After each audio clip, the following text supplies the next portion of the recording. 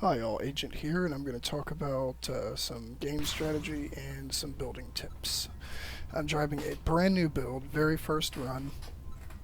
I named it Fusion, don't know why, that's just what I named it, thought it sounded cool. It's an SMG cruiser, no shield, no blank, straight SMG. It's got 7 SMGs, it's got a radar on it, a couple thrusters, 6 geoterrain wheels, 2 turning front and back, and non-turning in the middle. So it doesn't have a whole lot of redundancy, but it has a fair amount of redundancy. It has enough redundancy. So a little strategy here, first of all, before we get into engineering, is taking towers. What I'm doing here is the absolute fastest way to take a tower is to pull up, nose into the corner to where you can see both connector strips and shoot straight up the middle. You don't have to shoot the crystals on the outside. You don't have to drive around to the other side. You can just pull right up and zip right through them. You can capture that way faster alone than 2 bots trying to shoot through the outer strips together. So we're going to cruise around here, a little more strategy before we get into some building stuff, and I'm not going to push up too close to their shield because this early in the match that is a very bad idea, but we're going to see what's going on. I'm just going to kind of sit here for a minute and see if they come out after this tower. Usually the enemy team does come for this tower, but it looks like every single one of them is either camping in the shield or went to the cave. So there's really no point in being here. There's nobody to fight. They have a shield of invincibility, so I'm going to hang back. Popping that shield there is helpful, but not when they have an infinite shield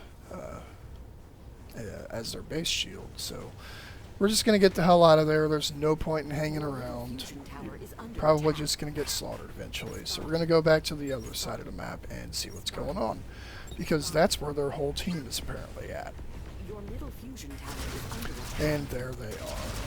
Pretty much their whole team is at our near tower. That's actually not, it's usually not a very good strategy because it's too early in the match to hold that tower. Even if they kill all of us, we're going to respawn very quickly and we're going to steamroll through them eventually. So that's their mistake they're making here. And they can hold out on that corner with a medic for a fair amount of time, but it's just, unless you're playing with a coordinated platoon who's really good, it's just not a good idea. So I'm going to sneak up here and I'm going to flank these guys, and they're not even going to notice that I'm here killing this guy. So I'm going to kill him, and then I'm going to get the heck out. They've spotted me. At least I got rid of one of them, and I'm going to get the heck out of there. So we're going to run back to base, and this is where the engineering part comes in. I took a lot of plasma hits, and even though we're at low overclock, that was a lot of damage, and you can see it held up fairly well. I've done some modifications to an old frame I've used since 2014. I've been playing this game, and I developed a frame that I use on all my cruisers. And up until maximum campout update, or maximum loadout update, whatever you want to call it, that frame remained completely unchanged. Through all the game updates and changes, that frame was not changed. You can see on the bottom I've got a bunch of stuff painted yellow, and that's my frame. That's what all my movement parts are attached to and the body connects to. So I did derp a little bit there. I fell over, and I kind of knew or thought I was going to die anyway, because someone here, which is the guy at the top of the enemy list, was desynced and shooting me with plasma. So I wasn't going to play games and just go sit in my shield and wait for him to get bored with it. I figured, alright, I'm going to go over this. I'm going to suicide charge these guys because he's going to keep hitting me with plasma anyway. But back to engineering. The frame is very highly modified. I'm not quite ready to share that secret yet, but we'll see in the future if I want to share that. It is an extremely durable frame. It holds your movement parts really well, and I like having that competitive edge. So we'll see if I decide to share that in the future. I may share the old frame very soon, though. So with the engineering aspect of things, you can see I've got this pattern, this ribbing kind of design on the bot, and It was just something I experimented with because I saw a lot of tanks, instead of using like full cubes and just the massive cubes, totally boxing in their tank tracks and stuff, there'd be like these tanks with 4 or 6 tracks, and they just had that that pattern. They had like that type of ribbing, a whole bunch of prisms angled, and you could see their tracks through it, but the way the collision model works is you can't shoot through the prisms because they take up the whole cube anyway. At least that's what I've been led to believe. So it seemed to work really well, and I thought, okay, why can't I layer this on top of my previous design and mount it all on my modified frame? So I tried that out, and it seems like it makes bots incredibly durable because they have to shoot through that extra layer, and I'm only able to add that extra layer on top because I modified that little frame of mine. It cut down on space, and it allowed me to make extremely flat bots if I want to, but I can also build them the same old height I used to, and they're just more heavily armored on top, and all around in general more heavily armored. So this ribbing thing really works well. Especially from plasma, those multiple plasma volleys that just pound your bot into the freaking dirt. It seems to hold up as well as anything can against that kind of damage. A full overclock 15 plasma volley hits you dead center. It's probably still going to rip right through anything you try to do building wise. But as far as I know, at this point, this seems to work best. I'm not sure about spaced armor anymore. I haven't used it in a while. I guess I do use some spaced armor inside this bot to direct damage. I don't have a whole bunch of full cubes in here. There's a lot of prisms, a handful of arrow rods to make damage take specific paths. Rails kind of ignore that, and the Proto Seeker just kind of chips away all over the place. It doesn't really hit anything exactly, so it's difficult to build against those two weapons. But stuff like Plasma and SMG, this bot will hold up pretty damn well against. And it actually holds up against Rails really well too, just because there's so much more armor on the top and sides.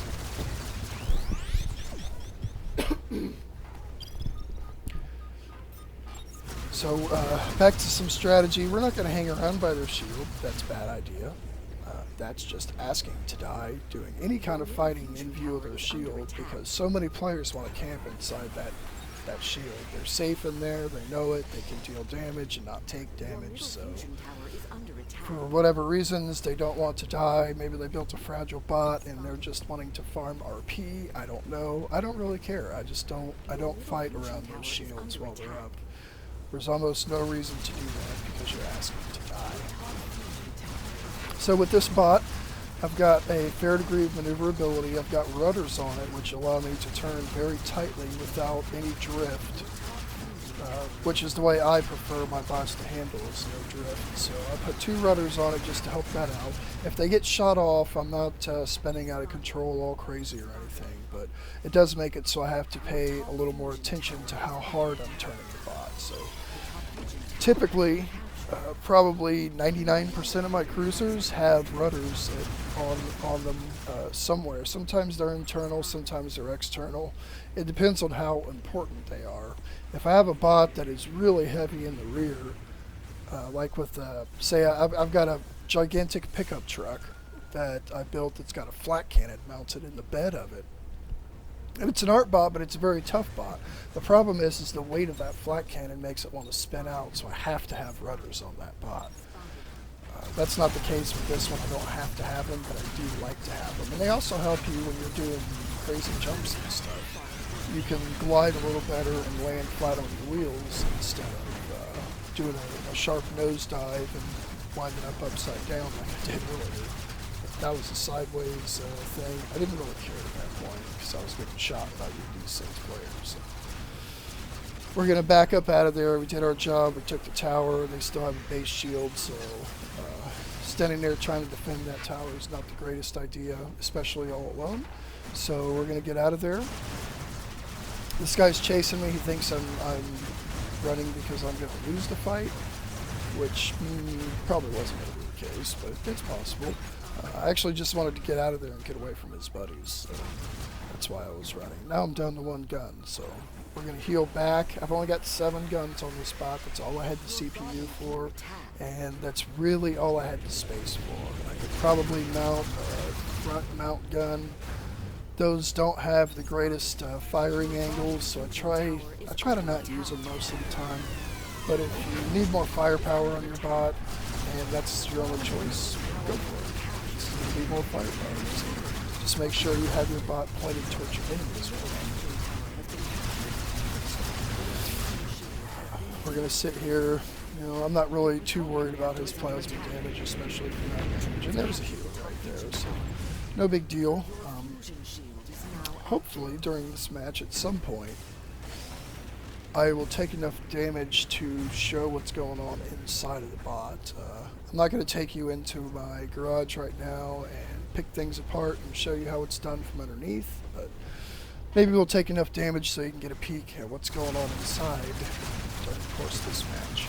So I see these guys are going for our core. I want to stop them. I don't want them catching up, so instead of taking that tower back, I'm going to go into our base, earn myself some more RP, do some more damage, and get rid of these guys. Send them back to watch the respawn counter. So once we clear these guys out, we're going to go take that tower back, because towers are very important. And I would never defend a shieldless base, but if you've got a shield up, there's no reason not to just slaughter them and then go take your tower back. Your second tower back, that is. So I'm not going to go after the tower with these 2 enemies right here. I want them to go away. I don't want to have my back turned or be focused on that tower and have them come up behind me and strip off my guns real quick before I can get positioned to fire back. So we're going to go in here. I think he thought he was hiding, but I've got a radar on the spot, so I knew he was there. He's not sneaky. Or maybe he is sneaky, and he just got busted because of my radar. Either way, radars are very helpful. People say that they're not very good, they're useless, blah blah blah, yada yada yada. No, radars are very useful things to have. They'll tell you where the enemies are at. You will never get snuck up on if you have a radar and you're paying attention to your mini-map and what's going on your screen, looking around you.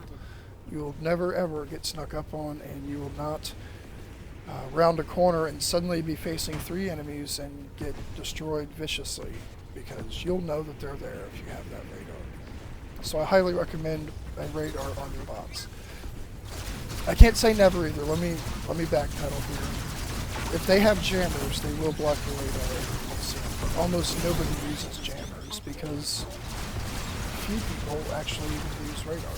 So few people use radar now that I took all the radar receivers off of my bots because I don't see many people using radar anymore. I don't know what happened because I used to see everybody had radar. Quickly switching topics there, that little sideways jump I did those rudders helped me stabilize myself in the air so I didn't fully flip over, which is a really, really good use for them if you play a cruiser that does a lot of jumps, driving off cliffs, driving up cliffs, flying sideways, doing anything crazy. Rudders are extremely helpful in that aspect. So. Right now we're going to switch back to strategy, and I'm going to try. I want to dislodge these guys from this hill. I don't want them having the high ground with my teammates down there to steal my tower back. So I'm going to try. Oh, there's another one, and that's where your radar helps. He showed up for me. Now there's 2. I didn't go charging in, guns blazing, only to find out that there is a second guy there. Things have changed since the maximum campout / maximum loadout update. A good bot and a good player used to be able to roll right up and 1v2 a couple of bad bots with even decent players piloting them.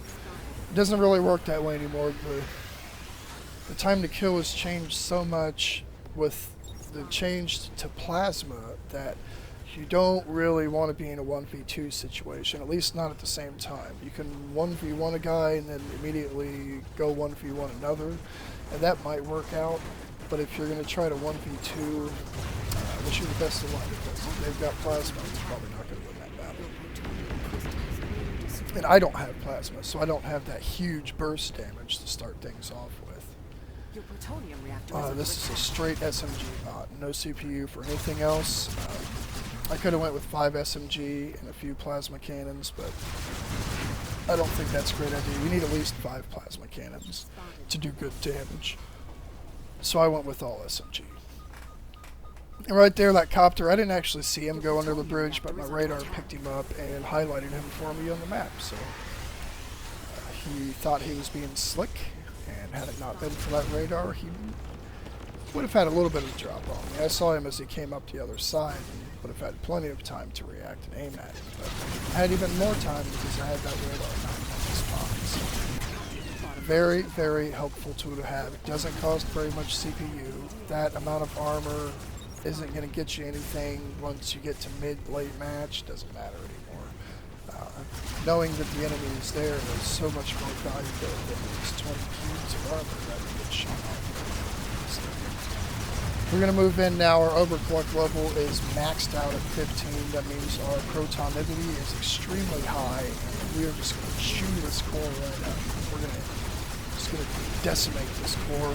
Hopefully before anybody comes in here and spots me and shoots my guns off or hits me with the plasma. And it worked. So that is game. Hope you learned a few things. Like I said, maybe next time I will share some of my building, the actual inner workings of building that frame. But for now, have a good night.